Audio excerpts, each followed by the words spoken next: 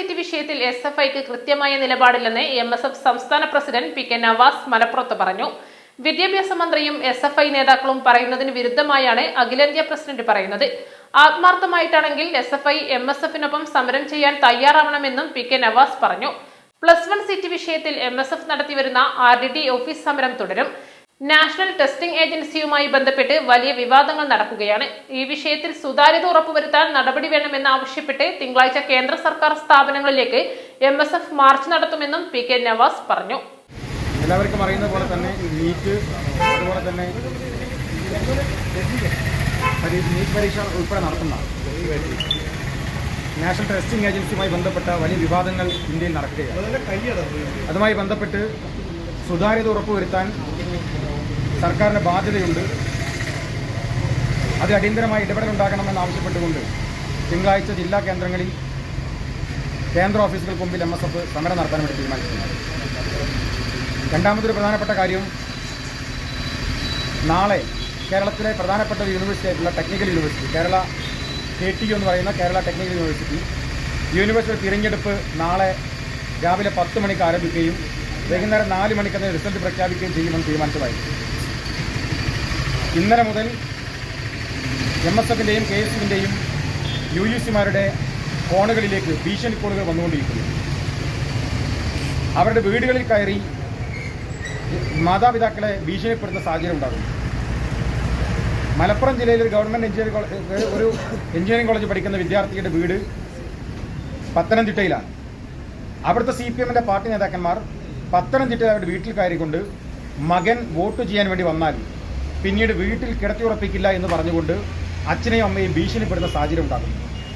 അങ്ങനെ ഭയപ്പെടുത്തിയും ഭീഷണിപ്പെടുത്തിയും ഈ തിരഞ്ഞെടുപ്പ് അട്ടിമറിക്കാൻ വേണ്ടി SFI ഇന്നലെയും മിനിയാന്നുമായി വലിയ ശ്രമം നടത്തിക്കൊണ്ടിരിക്കുന്നു.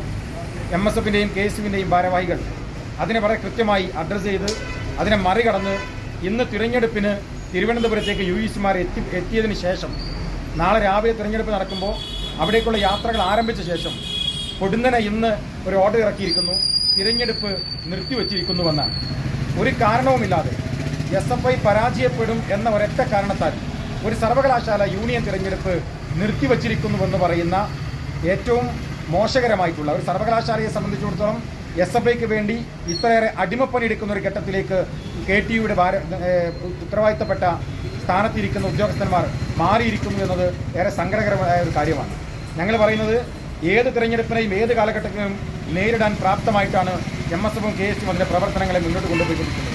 നിങ്ങൾക്കറിയാം, കഴിഞ്ഞ ദിവസമാണ് കാലിക്കറ്റ് യൂണിവേഴ്സിറ്റി തിരഞ്ഞെടുപ്പ് നടന്നത്. വലിയ രൂപത്തിലുള്ള പ്രതിരോധങ്ങൾ SFI തീർത്തപ്പോഴും അതിനെയൊക്കെ മറികടന്നുകൊണ്ട് നിങ്ങൾ മാധ്യമങ്ങളിലൊക്കെ അവിടെ ഉണ്ടായിരുന്നതാണ്. വലിയ വിജയം നേടാൻ MSFിനും KSUവിനും സാധിച്ചു. അന്ന് ഞങ്ങൾ പറഞ്ഞതാണ്, ഇതൊരു തുടക്കമാണ്.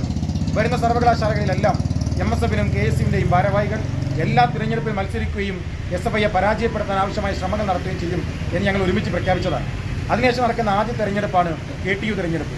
ആ തിരഞ്ഞെടുപ്പിൽ വിജയിക്കാൻ ഒരു സാധ്യതയുമില്ല എന്ന് SFI മനസ്സിലാക്കുമ്പോൾ, ഭീഷണിപ്പെടുത്തിയിട്ട് ഭീഷണിക്ക് വഴങ്ങാൻ വിദ്യാർത്ഥികൾ തയ്യാറല്ല എന്ന് പറയുമ്പോൾ, അവരെ വോട്ടെടുപ്പിന് വരുന്ന തളിക്കുമ്പോൾ അത് മറികടന്ന് അവർ വോട്ടെടുപ്പിന് വരുമെന്ന് ഉറപ്പുവരുത്തുമ്പോൾ അധികാരത്തിൻ്റെ ബലം ഉപയോഗിച്ച്, അധികാരത്തിൻ്റെ തണലുപയോഗിച്ച് തിരഞ്ഞെടുപ്പ് തന്നെ ഇല്ലാതാക്കുന്ന ജനാധിപത്യ വിരുദ്ധമായ ഒരു ശ്രമമാണ് SFI നടത്തിക്കൊണ്ടിരിക്കുന്നത്.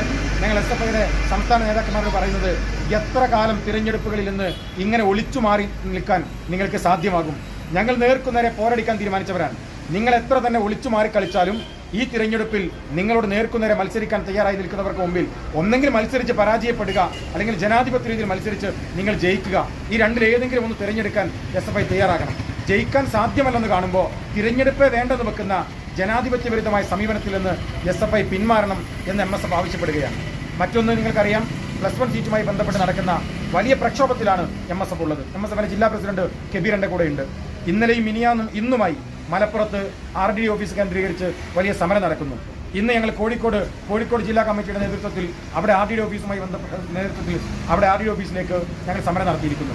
നാളെ മുതൽ എന്ന് വെച്ചാൽ നാളെ ശനിയും മറ്റന്നാൾ ഞായറുമാണ്. തിങ്കളാഴ്ച മുതൽ സംസ്ഥാന വ്യാപകമായി, പ്രത്യേകിച്ച് തിരുവനന്തപുരത്ത് മന്ത്രി വസതിയിലേക്ക് ഉൾപ്പെടെ വലിയ രൂപത്തിലുള്ള പ്രക്ഷോഭം നയിക്കാൻ വേണ്ടി MSF തീരുമാനിച്ചിട്ടുണ്ട്. ഇന്ന് SFIയുടെ ദേശീയ പ്രസിഡന്റ് ഒരു വാർത്താ സമ്മേളനം നടത്തുന്നത് നിങ്ങളുടെയൊക്കെ ചാനലുകൾ കാണാനിടയായി. അദ്ദേഹം പറഞ്ഞത്, ഞങ്ങൾ കത്ത് കൊടുത്തിട്ടുണ്ട്, മന്ത്രി കത്ത് കൊടുത്തിട്ടുണ്ട്, ആ കത്തിൽ അനുകൂലമായ സമീപനം ഉണ്ടായിട്ടില്ലെങ്കിൽ ഞങ്ങൾ സമരത്തിനിറങ്ങുമെന്നാണ്. ഞങ്ങൾ SFIയുടെ ദേശീയ പ്രസിഡന്റ് പറയുന്നത് ആമസോൺ കാർഡുകൾ കൊത്തിയാൽ മലപ്പുറത്ത് സമരം നടത്തിയവരാണ് SFI. ഇപ്പോഴും 3ാം അലോട്ട്മെന്റ് കഴിഞ്ഞ് വിദ്യാർത്ഥികൾ 10-30,000 കുട്ടികൾ പുറത്താണ് എന്ന് പറയുമ്പോൾ ഇനിയും കത്ത് കൊടുത്തിട്ടുണ്ട് എന്ന് പറയുന്ന SFIയുടെ ദേശീയ പ്രസിഡന്റ് പറയുന്നത് നിങ്ങളുടെ കത്തോ നിങ്ങളുടെ പ്രഖ്യാപനങ്ങളോ അല്ല വേണ്ടത്, നിങ്ങൾ ആത്മാർത്ഥമായാണ് സമരം ചെയ്യുന്നതെങ്കിൽ MSFന്റെ ജില്ലാ പ്രസിഡന്റ് ഉണ്ട്, ഞങ്ങൾ RTD ഓഫീസിലേക്ക് അനിശ്ചിതകാല സമരം പ്രഖ്യാപിച്ചതാണ്, നാളെയും ഞങ്ങൾ RTD ഓഫീസിന് മുമ്പിൽ സമരമുണ്ട്, നിങ്ങൾക്ക് ഞങ്ങളോടൊപ്പം വന്ന് വിദ്യാർത്ഥികളോട് ഐക്യദാർഢ്യം പ്രഖ്യാപിക്കണം എന്ന് SFIയോട് ഞങ്ങൾ ആവശ്യപ്പെടുകയാണ്. ഇത്തരത്തിൽ മന്ത്രി പറയുന്നു സീറ്റില്ലായിരുന്നു. SFIയുടെ ദേശീയ പ്രസിഡന്റ് ഇന്ന് പത്രസമ്മേളനം നടത്തിയിട്ട് പറയുന്നു ഇവിടെ സീറ്റിന് പ്രശ്നമുണ്ട് എന്ന്. കഴിഞ്ഞ ദിവസം SFIയുടെ ജില്ലാ കമ്മിറ്റി പത്രക്കുറിപ്പ് ഇറക്കിയിട്ട് കണക്കുകൾ വെച്ച് പോസ്റ്റർ ഇറക്കുന്നു മലപ്പുറത്ത് പ്രശ്നമില്ല എന്ന് വെച്ചാൽ ഇടതുപക്ഷത്തിന്റെ വിദ്യാർത്ഥി സംഘടനയ്ക്ക് തന്നെ സ്ഥായിയായ ഒരു തീരുമാനം മലപ്പുറത്തെയും മലബാറിലെയും +1 വിഷയത്തിൽ ഇല്ല എന്നതാണ് ഇതിൽ നിന്ന് വ്യക്തമാകുന്നത്. ഞങ്ങൾ പറയുന്നത് അതിശക്തമായ സമരവുമായി ഞങ്ങൾ മുന്നോട്ട് പോവുകയാണ്. 3ാം അലോട്ട്മെന്റ് കഴിയുമ്പോൾ 1/4 ലക്ഷത്തിലധികം വിദ്യാർത്ഥികൾ പുറത്തിരിക്കുന്നു എന്ന് പറയുന്ന ഏറ്റവും ഭീകരമായ ഒരു സാഹചര്യം മലപ്പുറം ജില്ലയിൽ സൃഷ്ടിക്കപ്പെട്ടിട്ടുള്ളത് കഴിഞ്ഞ 8 വർഷക്കാലത്തെ പിണറായി വിജയന്റെ നിസ്സംഗതയാണ്. അതിനെതിരെയുള്ള സമരം മലപ്പുറത്ത് മാത്രം ഒതുങ്ങുന്നതല്ല, അത് കോഴിക്കോട്ടേക്കും മലബാറിലേക്കും തിരുവനന്തപുരത്തേക്കും സംസ്ഥാന വ്യാപകമായും മന്ത്രി വഴിതടയുന്ന ഉൾപ്പെടെയുള്ള സമരത്തിലേക്ക് ഞങ്ങൾ കടക്കുന്നു എന്ന് കൂടി പറയാൻ ഈ അവസരം ഉപയോഗപ്പെടുത്തുകയാണ്. ഒരു കാരണവശാലും അംഗീകരിക്കാൻ കഴിയാത്ത ഒരു കാര്യമാണ്. കഴിഞ്ഞ തവണയും അവർ ഇത്തരത്തിൽ പറഞ്ഞു മുന്നോട്ട് കൊണ്ടുപോയി അവസാനം ഏതാനും ചില താൽക്കാലിക ബാച്ച് അനുവദിച്ചുകൊണ്ട് പിന്മാറാനാണ് ഗവൺമെന്റ് തയ്യാറായിട്ടുള്ളത്. നമുക്കറിയാം ഇനിയിപ്പോൾ 3rd അലോട്ട്മെന്റ് കഴിഞ്ഞു. ഇനി കുട്ടികളോട് പറഞ്ഞ സീറ്റ് ആവശ്യമുള്ളവരൊക്കെ രണ്ടാമത് ഒരിക്കൽ കൂടി അപേക്ഷിക്കണമെന്നാണ്. അത് പറയുന്നത് തന്നെ നീതിയല്ല.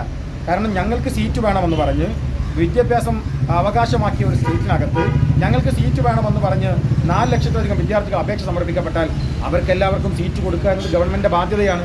അതിൽ നിന്ന് ഇനി 3rd അലോട്ട്മെന്റ് കഴിഞ്ഞു, ഇനി സീറ്റ് ആവശ്യമുള്ളവർ ഒരിക്കൽ കൂടി അപേക്ഷിക്കണമെന്ന് പറഞ്ഞുകൊണ്ട് വിദ്യാർത്ഥികളെ നിരന്തരമായി പ്രയാസപ്പെടുന്ന ഒരു സാഹചര്യത്തിലേക്കാണ് ഗവൺമെൻറ് പോകുന്നത്.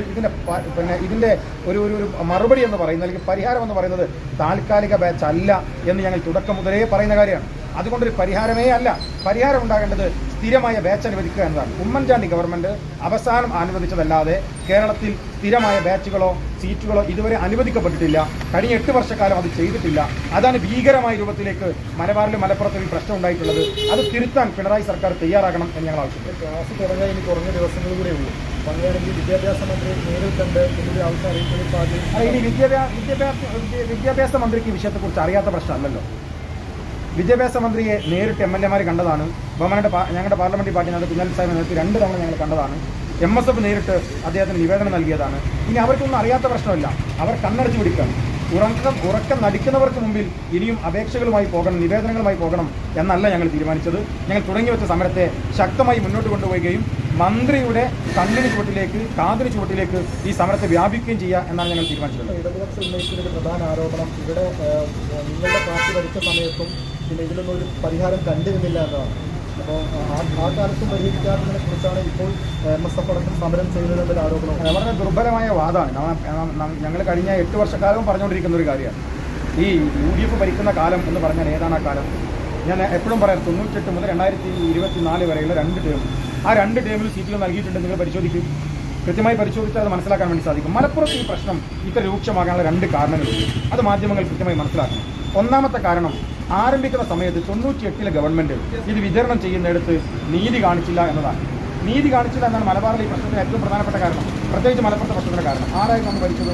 അന്ന് ഇടതുപക്ഷമായിരുന്നു, VK നായനാരായിരുന്നു.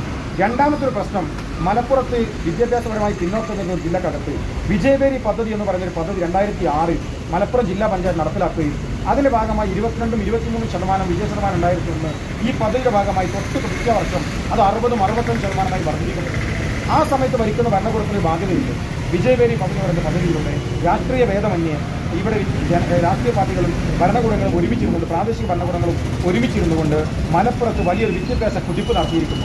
അവർക്ക് പിന്തുണ കൊടുക്കണമെന്ന് 2006-ലെ ഗവൺമെൻറ് തീരുമാനിക്കണമായിരുന്നു. അന്ന് VS അച്യുതാനന്ദൻ ഗവൺമെൻറ് ഉണ്ടായത്.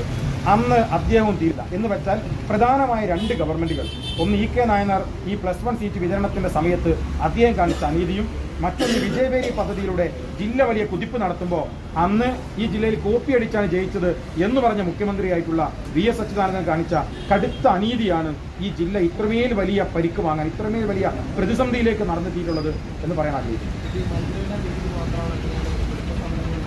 ഞങ്ങൾ ഇവിടുത്തെ സമരം തുടരുകയാണ്. മലപ്പുറം ജില്ലാ പ്രസിഡന്റ് കൂടെ ഉണ്ട്. അവർ പ്രഖ്യാപിച്ചതാണ് RDD ഓഫീസിന്റെ സമരം. അത് തുടർന്ന് പോവുകയാണ്. ഈ ജില്ലക്ക് പുറത്തേക്കും ഈ സമരം വ്യാപിപ്പിക്കേണ്ടതുണ്ട് എന്നുള്ള ബോധ്യമാണ്. ജില്ലക്ക് പുറത്തും ഞങ്ങൾ സമരം വ്യാപിപ്പിക്കുന്നു. അതോടൊപ്പം തന്നെ സെൻട്രൽ ഗവൺമെന്റിനെതിരെയുള്ള അത് പിന്നെ നമ്മുടെ നെറ്റ് എക്സാമിൻ്റെയും അതുപോലെ തന്നെ നീറ്റിൻ്റെയും നമുക്കറിയാം NDAയുടെ സുതാര്യത പോലും തകർക്കുന്ന രൂപത്തിലേക്ക് അതിന് വലിയ വിദ്യാർത്ഥികൾ ആശങ്കപ്പെടുന്നൊരു കാര്യമുണ്ടായി. ലക്ഷക്കണക്കിന് വിദ്യാർത്ഥികളുടെ അവരുടെ കുടുംബാംഗങ്ങളുടെ പ്രതീക്ഷയ്ക്ക് മുകളിലാണ് ഈ ഭരണകൂടം അവരെ നിരന്തരമായി അസ്വസ്ഥപ്പെടുത്തുന്നത്. അതിനെതിരെയുള്ള സമരവും സമാനമായി ഞങ്ങൾ ആരംഭിക്കുന്നു. തിങ്കളാഴ്ച സെൻട്രൽ ഗവൺമെൻറ് ഓഫീസുകളിലേക്ക് MSF മാർച്ച് നടത്തുകയാണ്. അതോടൊപ്പം തന്നെ മലപ്പുറത്തും മലബാർ ജില്ലകളിലും മലബാറിന് പുറത്തുമായി പ്രസ് വൺ സമരത്തെ വ്യാപിപ്പിക്കാൻ കൂടി ഞങ്ങൾ തിങ്കളാഴ്ച മുതൽ ആരംഭിക്കുക.